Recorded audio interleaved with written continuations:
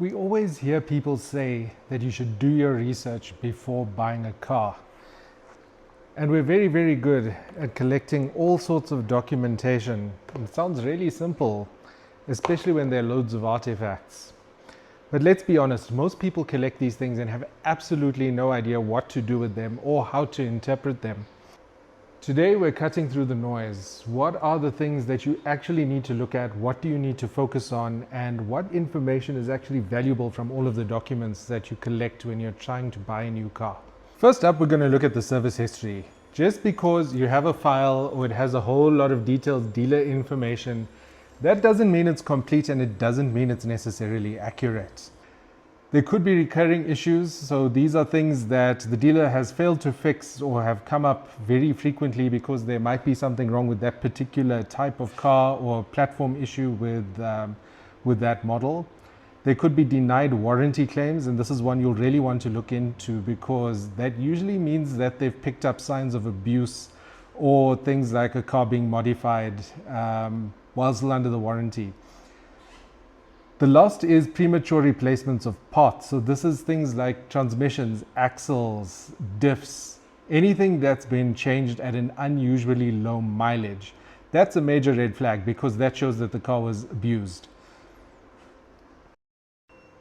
Have you ever seen one of those car ads where the guy's claiming that all of this preventative maintenance has been done? IMS, RMS, bearings, actuators, all of the terminology that you're looking for as a buyer of a certain platform. But when you dig into it, there is very little proof that this stuff has actually been done. How do you check for this? So one thing that you need to avoid here is the propensity for guys to pad the service history with a whole lot of legit invoices for small things and then slip in a quotation here and there for stuff that they've been meaning to do but probably didn't get around to. So the easy fix for this is to just call the workshop. They'll tell you what was actually done, and usually it's from a big name. Nobody's going to say that the Bosch workshop down the road quoted them to do bearings. Usually it's going to be a Butler or a TuneTech or Cafe 9 or some other big name that's known for the platform. So call them and verify it. It's actually their reputation that's on the line, and most of them will gladly help you, even if it's not giving you the actual documentation, just letting you know what has been done or hasn't been done. And this works for repairs too. So if you know that a car's been repaired, if you've sort of gathered that it was repaired at a specific repair center, they may not be able to give you all the info because of POPI, but they will be able to give you a little bit more info and a little bit more peace of mind as to whether something was done the cheap way or the right way. Next up, also part of the service history, are the comments, the infamous comments.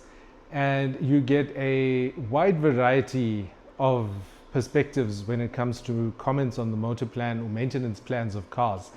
The reality is that all it means is that the car was repaired while it was in the warranty period, and it was repaired to a high enough standard that the manufacturer reinstated the warranty.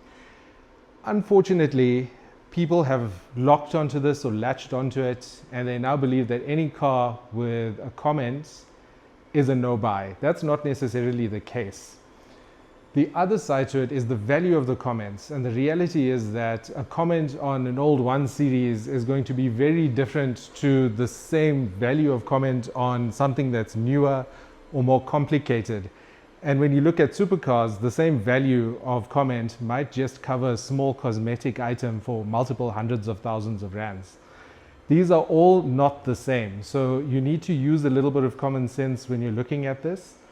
And at the same time, also acknowledge that there are cars that will have no comments that have had repairs as well. That said, just because a car doesn't have a comment in its service history doesn't mean that it hasn't been involved in an accident. It's possible for the car to have been repaired off-grid and for the manufacturer to have been totally oblivious to it. This puts you in a difficult position if you're buying from a third-party dealer or you're buying from a private seller, because come motor plan transfer time, after funds have been transferred usually, you might find that BMW or Mercedes or Audi or whoever it is picks up that the car was in a crash and suspends the motor plan of the vehicle. leaving you with a car that you thought had Motorplan and it actually doesn't have any kind of coverage until the mess is resolved. And then we come to the Dekra report, the sacred scroll of We Buy Cars buyers, the one that we all look at when we're looking at that car that's on auction, wondering if we should bid on it. The reality with these is that Dekra reports are not all created equal. You basically have a Dekra Green, a Dekra Gold, and Dekra Platinum, and they all mean completely different things. Dekra Green basically means that it got checked by somebody. There's a whole list of things wrong with it and it isn't roadworthy. That's all it means. It doesn't mean that the car had a good history. It just presents the current condition of the car with its current issues. It also doesn't predict what luck you're going to have in terms of maintenance and reliability 2, 3, 4 months down the line. Everybody on Facebook that has a problem with We Buy Cars generally misunderstands what this Dekra report means. And the reason that they misunderstand it for the most part is because Dekra does do 101-point extensive checks, and they do roadworthy checks as part of their core business. The arrangement they have with We Buy Cars is something different, and it's more of a basic condition report. The next category is Dekra Gold, and Dekra Gold basically means that it might pass if the guy doing the check has had a good morning.